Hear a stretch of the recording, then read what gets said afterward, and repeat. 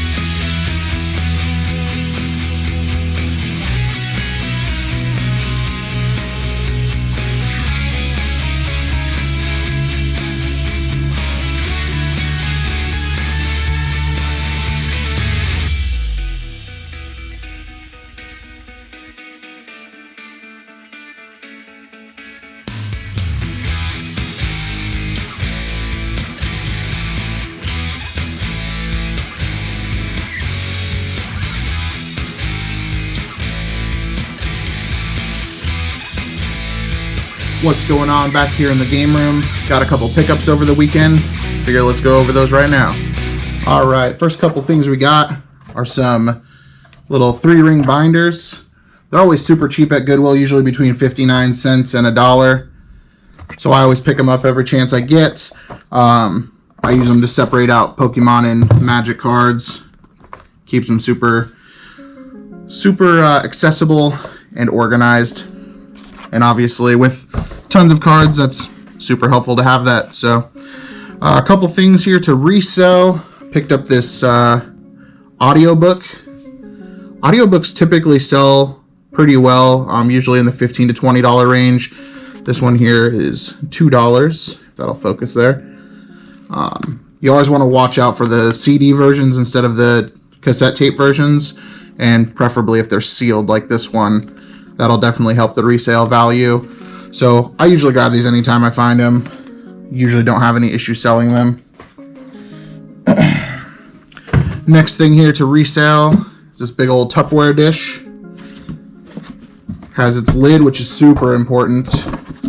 But yeah, I paid $2 for this.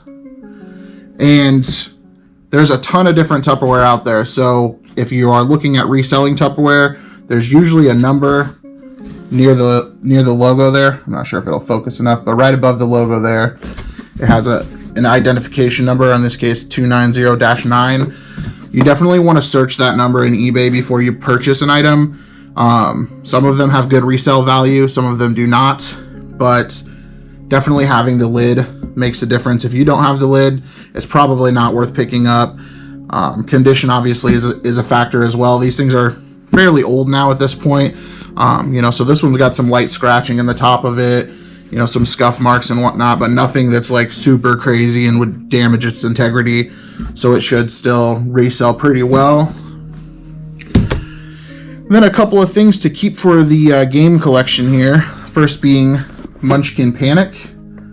I've heard good things about these Munchkin games, but they're all pretty expensive when you buy them at the store, so I tend to not pick them up unless I find them at Goodwill. Obviously, it's hard to tell if everything's there. I did open it at Goodwill and kind of try and piece it together, and it appears that everything is there, but you never really know until you sit there and count out every single piece. For $3, it was worth the risk. It looks like it's complete. Most of the pieces were still in plastic baggies that that shows that whoever had it took good care of it. So, and I find a lot of times with like adult games that most of the pieces usually are there. With kid games, like Nickelodeon, stuff like that, a lot of the times pieces are missing, and that's super unfortunate, but super excited to have that game in the collection and definitely try and put something together and play that. And then another game for the collection is this Urban Myth, Truth or Myth kind of, I guess, card game. Same situation with this. It appears that it's all there. This one has some damage to the box. But for $2, I mean, these are typically $20 to $30 games when they're in the stores. And if I have to suffer a little bit of box damage to have a new game to play with friends for $2, I mean, I'm gonna take that every day. But yeah, this game looks pretty cool. not really much else to say about it, you know. But yeah, that brings me to my final little segment thing here. As far as video games goes, I'm noticing that a lot of Goodwills just don't have video games in them anymore. And I'm not sure if that's because they're sending them off to eBay. I hear a lot of horror stories about Goodwills that are just, they're going to send off anything video game related and sell it on eBay. And that's super unfortunate. We do have a couple of Goodwills still in town that do have video games. We have the Goodwill Bites, actually, in fact, that is all electronics and video games, and it's just standard pricing for the most part on their video games. Obviously, with like the Marios and the Zeldas and stuff like that, they know to look for those games, so they're going to mark those ones up. But, you know, I'm sure we'll still find some good stuff. I think we're definitely going to have a lot more luck with like the smaller name thrift stores, and definitely yard sale season, obviously, so definitely looking forward to that.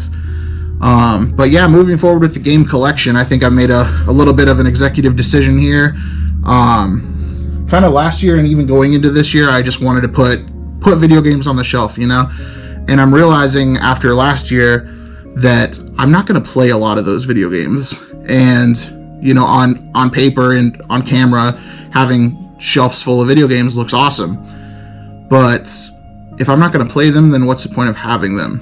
So I think moving forward, I'm only going to keep games that either one, I'm going to actually play, or two, anything Nintendo. Nintendo was the first system I ever had growing up, and it's just kind of always had a special place in my heart. I love collecting the silly little Wii games that, you know, you may play once or pop in and they're just super cheesy and silly.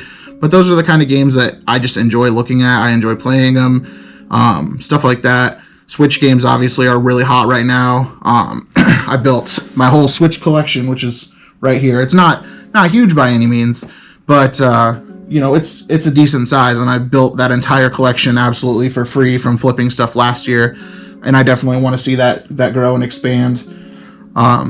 So yeah, we will definitely be looking out for specifically Nintendo games to add to the collection. Obviously, if we can get a good deal on other stuff, we're going to buy it and use that to flip, to trade in, whatever we got to do to keep bringing in money to the game fund. And hopefully by the end of the year, these shelves are nice and full of some awesome vintage Nintendo, and, you know, all the way up to the Switch, obviously. So yeah, before you get out of here, go ahead and like the video, share and subscribe. Every like helps tremendously, so if you can take the time to do that, I would greatly appreciate it. And we will definitely be having more videos coming. I've got a couple ideas for some cool stuff coming forward, and super stoked to share it with you guys. So for now, we'll see you later, and we'll catch you next time.